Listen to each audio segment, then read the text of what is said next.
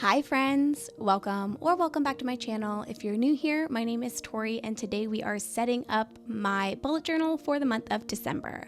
I have a couple of stamp sets pulled out, some Rose Garden ink from Allie Edwards, and my Archer and Olive bullet journal that I got from Archer and Olive. I do have an affiliate code with them. If you're interested in saving 10% on your order, just use my code Torey Ramos at checkout, and from my understanding, you can use that code over and over again. So use it and save yourself some money if you are placing an order. I am keeping my bullet journal set up this month as simple as my brain would allow me to make it. I have a lot of stuff going on right now. I obviously work, and I am also trying to prep my December daily album to make things a little bit easier for me during the month of December. So I didn't want to spend hours recording my bullet journal and reading journal setups, so I'm keeping these very simple. I think total I only had about an hour, maybe an hour and a half of recorded footage for this particular setup, and edited down it's about only 16 minutes. So I think I did a pretty good job keeping it fairly simple, you know? I had originally not even really planned on doing any type of theme for my bullet journal this month, but it ended up turning into kind of a bookish theme, if you will. I have a stamp set from Paper Person Shop, the Seasons Reading Stamp Set, and the Book Lover stamp set from Studio Calico that I will be using throughout my setup this month. Originally, I had just pulled out that Book Lover stamp set because I wanted to use the little stars with this Rose Garden ink from Allie Edwards, but I ended up needing to fill some space. I kind of felt like my calendar page was missing something. So I ended up using some of those books as well, and then decided ultimately that I might as well just use the stamps because I already had them out. I'm also using my Tombow dual brush pen in color N89, which if you've been watching my videos for a while, you know is my favorite Tombow dual brush pen. I will also be using the Tombow Fudonosuke calligraphy pen, and then the Pigma Micron PN pen, which I'm pretty sure means plastic nib. Don't quote me on that because I'm not certain. I am just making an educated guess, but I'm pretty sure that's what that means.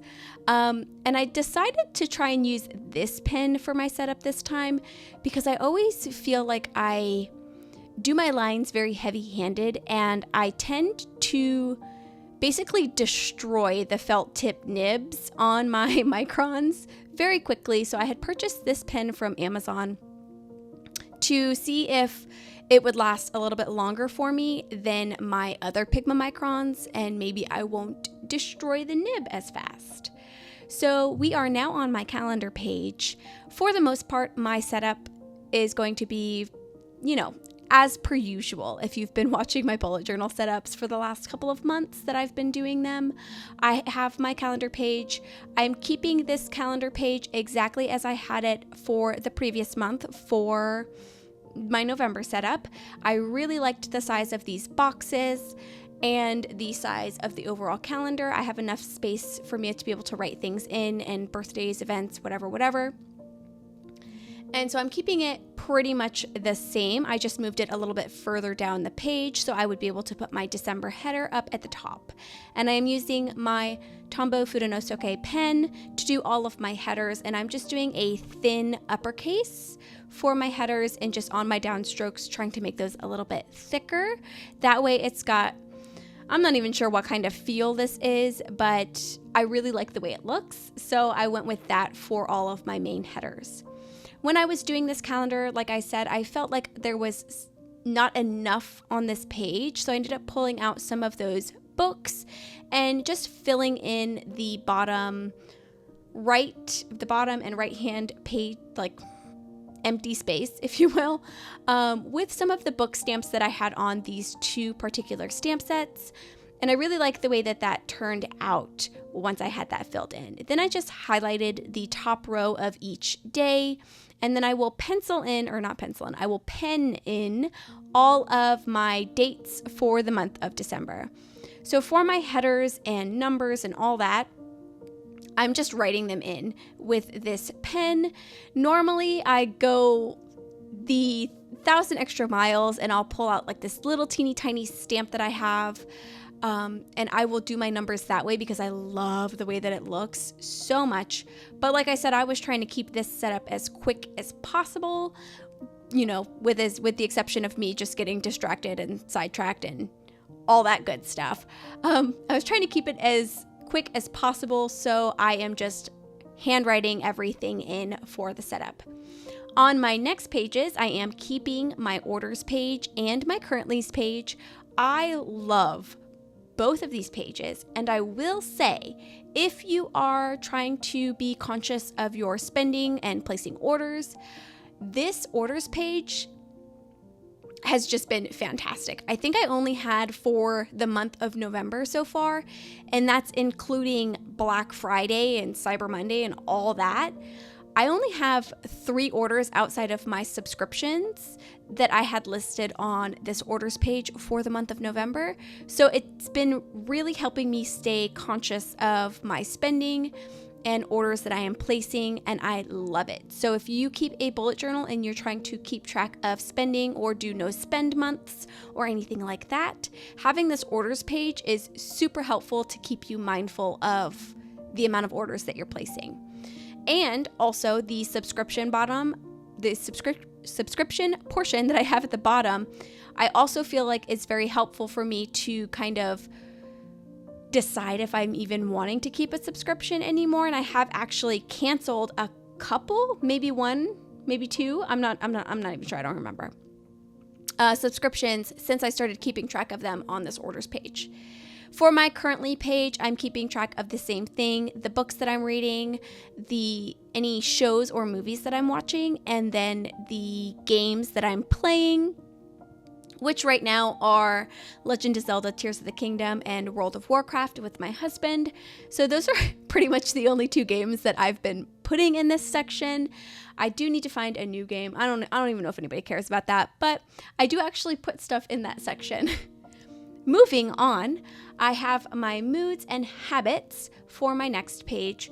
Since, like I said, I had these book stamp sets out, the season's reading stamp set had this kind of bookshelf situation, this line of books. So I decided to use these books as my items to color in for my moods for the month of December. I really liked these books because there's actually 13 books in this little stamp. So I only had to stamp it 3 times and actually ended up with more books that I needed. So I was able to, off camera, just color some of those in with a color that I wouldn't be using for my mood tracking. Obviously, if you're looking at my camera here, my video, the stamping did not work out well for me here. This is a pretty large stamp, so I'm guessing I must have some not straight paper or something like that. So the stamping did not come out good, and it was so bad that I could not leave it. So I'm just pulling out a page from my Archer and Olive reading journal from the back of that book because I will not be finishing that book this year. I will be moving on to a new one next year. So I'm just using the back pages of that as scrap pages. So I'm just cutting one out and I'm going to restamp these books 2 more times. And I'm going to fussy cut those out and paste them over the 2 stamps that I did of these books so that it doesn't look so bad. Before I fussy cut all of that out and get those glued down, I will start doing the line work. I'm drawing 3 little shelves, and then my page borders, and then I will, I believe, start fussy cutting the books out.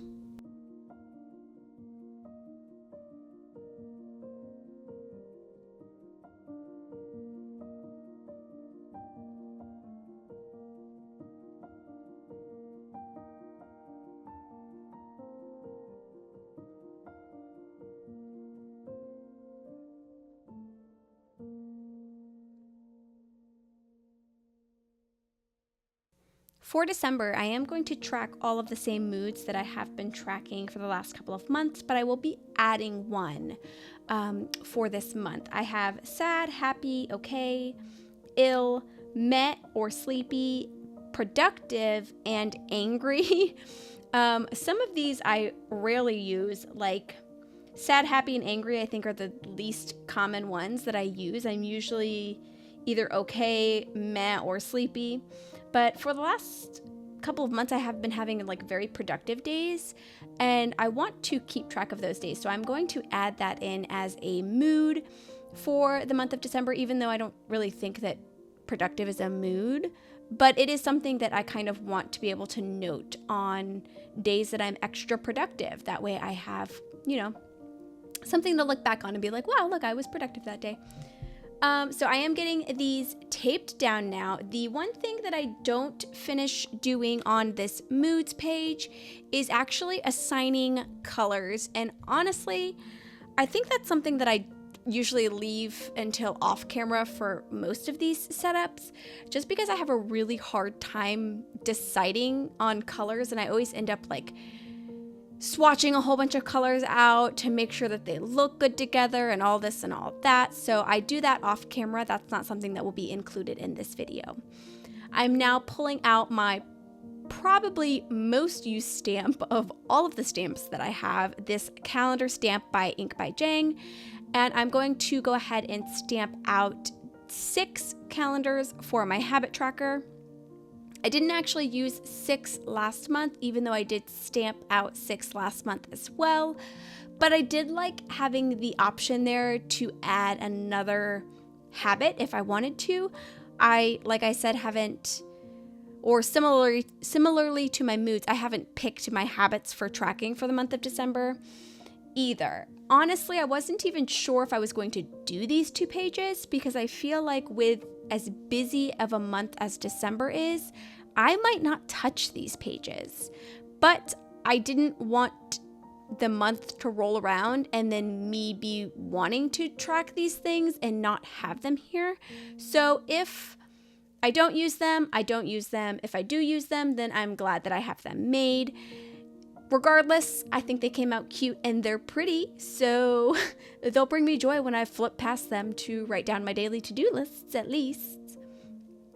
So the last thing that I'm doing on these 2 pages is I'm just going to add in a little bit of stamping using that rose garden color, and then I'm going to highlight the days of the week for my calendars and then some of the shelves that I'm doing for my moods.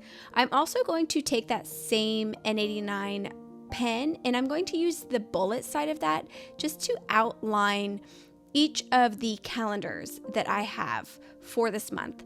I did actually pencil out these boxes, but I'd only penciled them out just to make sure that I stamped everything in the correct place. And I ended up thinking that I might really like it if I just drew that box around the outside. So I went with it and just drew it. And then for the final 2 pages in my spread, I am doing my sugars tracker again. And then for the last page, it's actually going to be a Christmas gift like tracker list for each of the kids for this month. So for my sugar tracker, I do list out 4 rows, or I guess 5 columns would be the correct way to phrase that. The very first one is just going to be each day of the month. And then the first column is my morning blood sugar. The second column will be my lunchtime blood sugar. Third column is my dinner time blood sugar. And then the last one is my before bed blood sugar. For previous months, I drew these really cute little icons above each of them.